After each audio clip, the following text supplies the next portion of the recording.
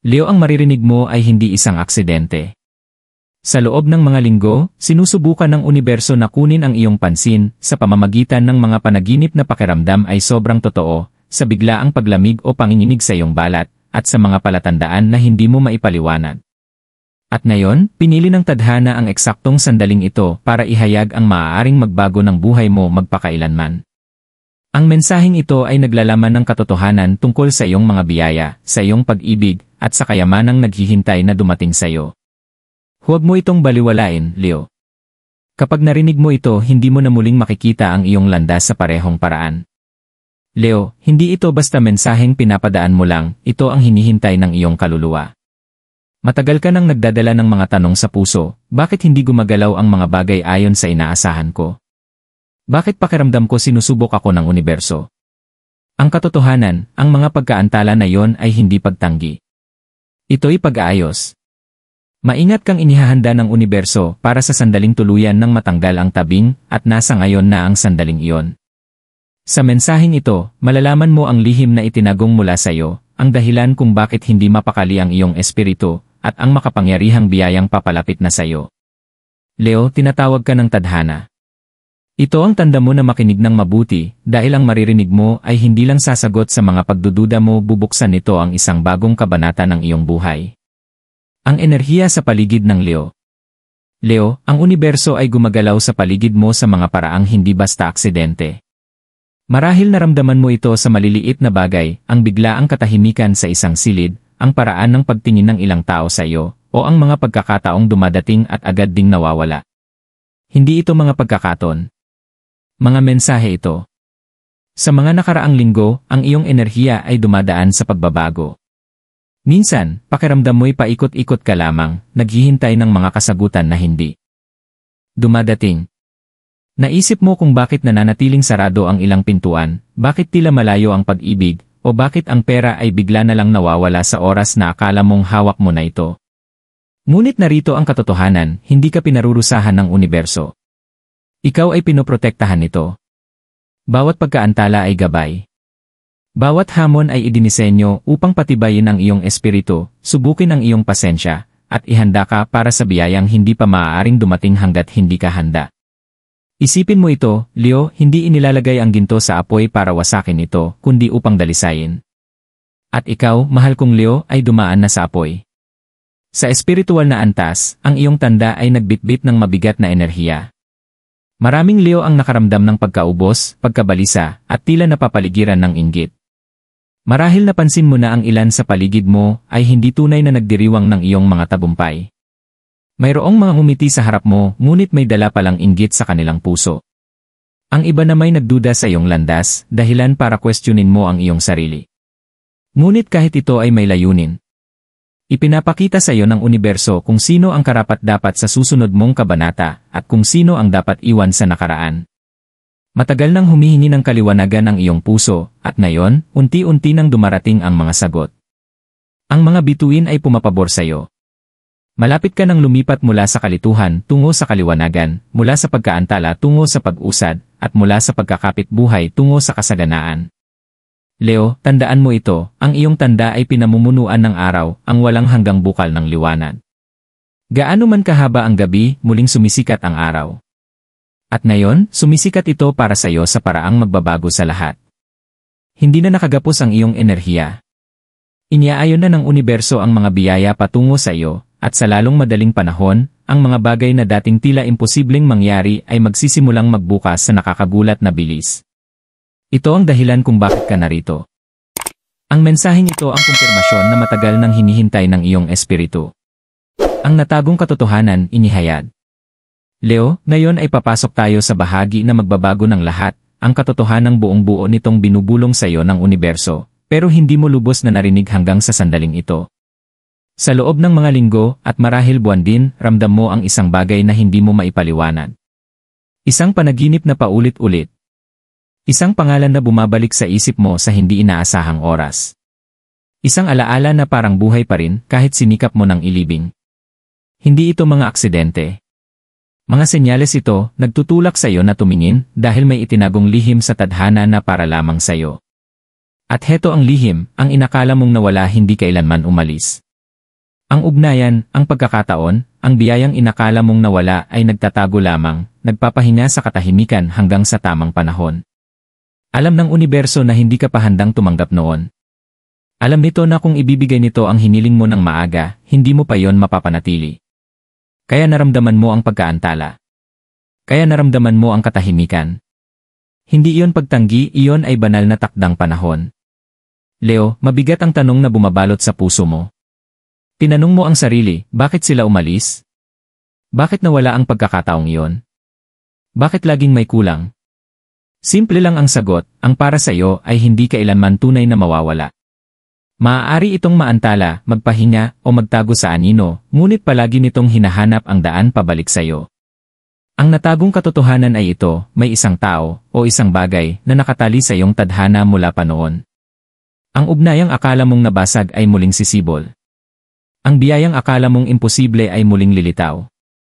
Ito ang dahilan kung bakit naririnig mo ang mensaheng ito ngayon. Pinili ng universo na handa ka nang makita ang katotohanan, handa ka nang angkinin ang kung ano ang palaging sayo.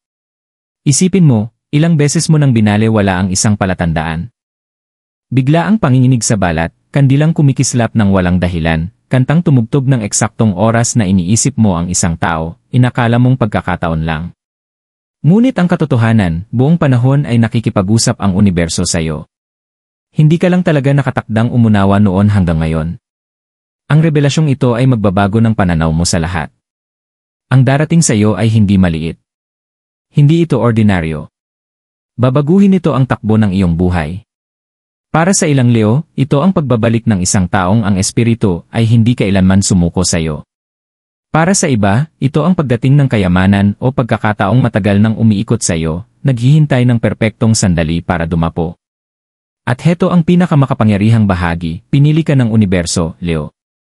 Sa lahat ng palatandaan at tao, ang iyong apoy, lakas, at espiritu ang nagpatingkad sa iyo bilang karapat-dapat sa natagong katotohanan ito. Kaya naging mabigat ang iyong paglalakbay. Kaya naging matagal ang iyong pagsubok.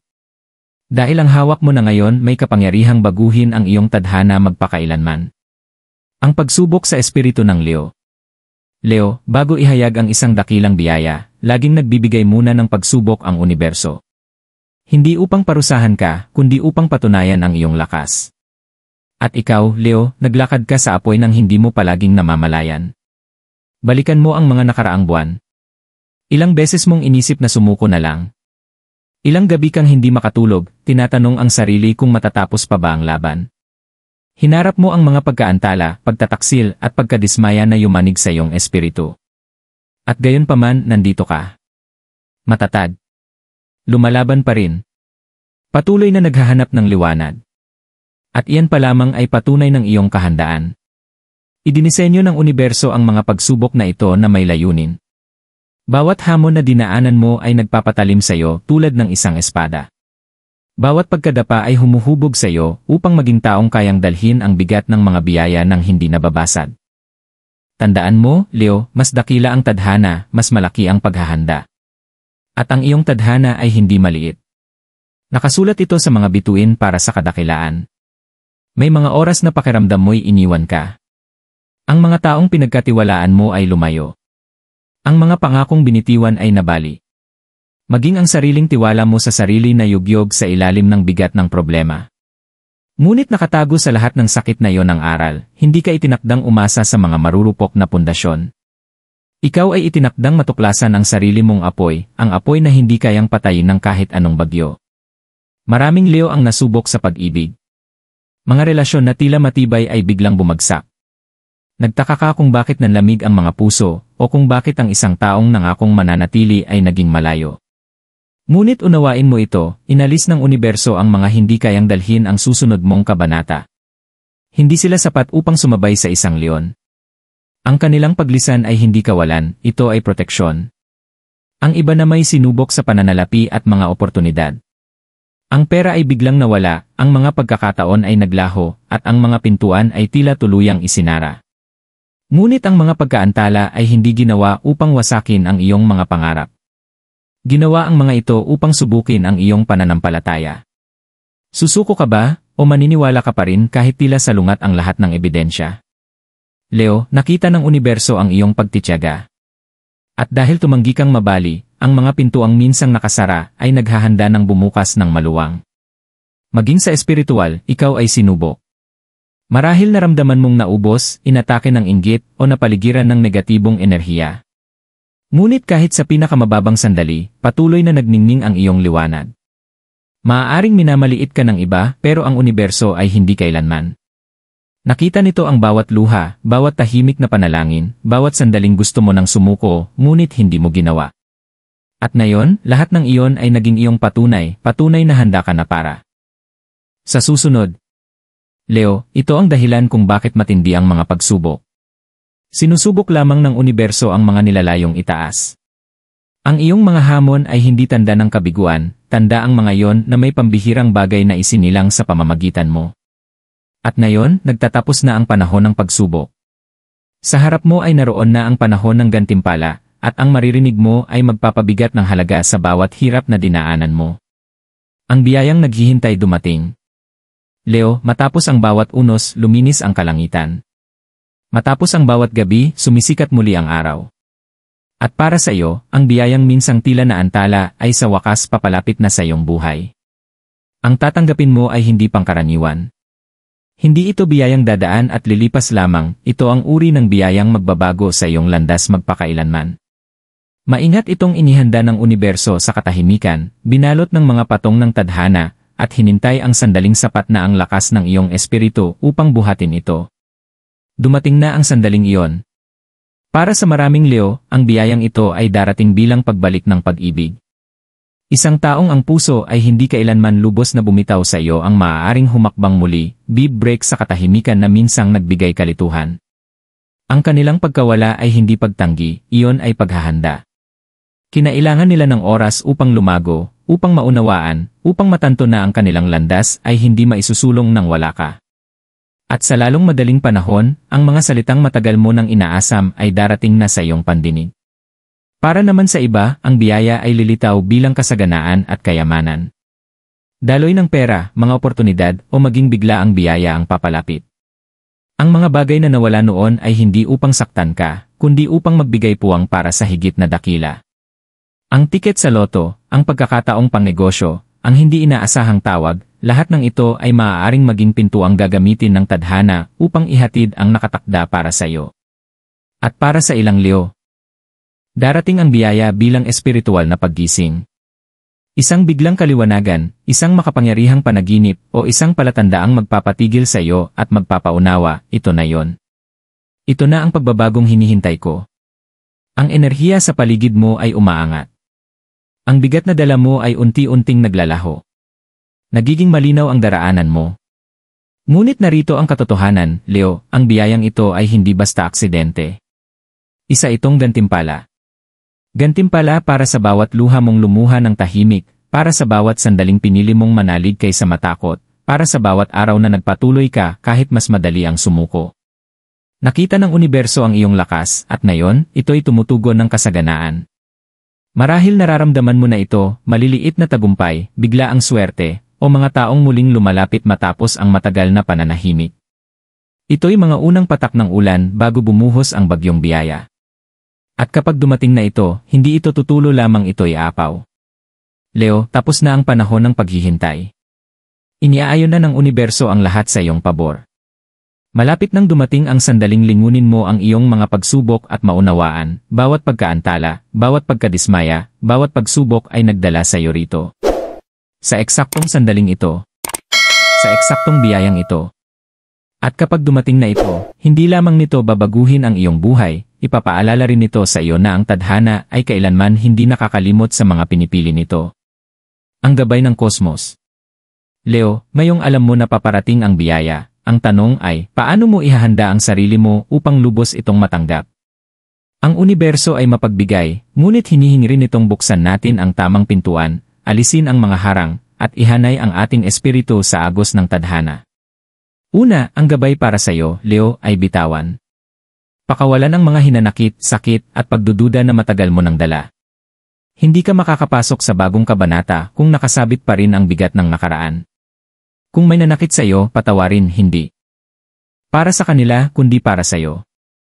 Ang pagpapatawad ay hindi kahinaan, ito ay kalayaan. At ang kalayaan ay lumilikha ng espasyo para sa mga biyaya. Ikalawa, hinihingi ng universo na sabihin mo ang iyong katotohanan. Madalas, pinipili ni Leo na paliitin ang kanyang liwanag upang hindi makasakit ng iba. Naitago mo ang iyong kapangyarihan, ang iyong tinig, ang iyong mga hangarin. Ngunit ikaw ay pinamumunuan ng araw at hindi ka isinilang para magtago. Magsalita ng buong tapang. Ideklara ang iyong intensyon. Sabihin ng malakas kung ano ang handa mong angkinin, dahil ang enerhiya ng iyong mga salita ay may kakayahang hubugin ang realidad. Ikatlo, ihanay ang iyong enerhiya sa pamamagitan ng mga ritual ng proteksyon at atraksyon. Matagal nang alam ng espiritu ng mga Pilipino ang kapangyarihan ng mga simpleng gawain, pagwiwisik ng asin sa pintuan upang hadlangan ang inggit, paglalagay ng dahon ng laurel sa pitaka upang makaakit ng pera, pagsisindi ng puting kandila sa gabi upang mag-anyaya ng kapayapaan. Hindi lamang ito tradisyon, mga kasangkapang espiritual ang mga ito. Para sa Leo, ang pagsasama ng iyong nag-aalab na kalikasan at mga ritual na ito ay lumilikha ng magnetikong puwersa na mas mabilis na humihila ng mga biyaya. Ika-4, nais ng universo na magtiwala ka sa mga palatandaan. Pansinin ang mga umuulit na numero, biglaang panginginig o mga panaginip na tila napakatotoo. Ito'y mga kumpirmasyon na ginagabayan ka. Habang mas kinikilala mo sila, lalo silang lumalakas. Maglagay ng journal sa tabi ng iyong higaan, Leo. Isulat ang iyong mga panaginip, iniisip at mga sabayang pangyayari. Sa paglipas ng panahon, makikita mo ang pattern at magiging malinaw ang mensahe. At panghuli, ang pinakamahalagang gabay, maniwala kang karapat-dapat ka. Maaaring buksan ng universo ang pintuan, ngunit ikaw ang kailangang tumawid dito. Madalas na tinatanong ni Leo, handa na ba ako? Karapat-dapat ba ako? Ang sagot ay, handa ka na. Karapat-dapat ka. Ang biyayang ito ay iyo. Hindi dahil sa tsamba, kundi dahil sa disenyo ng tadhana. Sabihin mo ito ng malakas ngayon, handa na ako. Bukas ako. Inaangkin ko ang para sa akin. Leo, hinihintay ka ng universo na lumakad tungo sa pagkakaayon. Sundin mo ang mga hakbang na ito, bitawan, magsalita, magprotekta, magtiwala, at maniwala. Kapag ginawa mo ito, hindi lamang darating sa iyo ang biyaya, kundi mahahawakan mo ito ng may kumpiyansa at kagandahang loob. At kapag dumating na ito, mauunawaan mo, ang lahat ng dinaanan mong pagsubok ay simpleng paghahanda lamang para sa sandaling ito ng iyong tagumpay. Pagsasara at mga afirmasyon. Leo, magkasama nating nilakbay ang enerhiya sa paligid mo, ang natagong katotohanan, ang mga pagsubok, ang mga biyaya, at ang gabay. At ngayon, bumabalik tayo sa iisang makapangyarihang katotohanan, ang maririnig mo ay may kakayahang baguhin ang iyong buhay magpakailanman.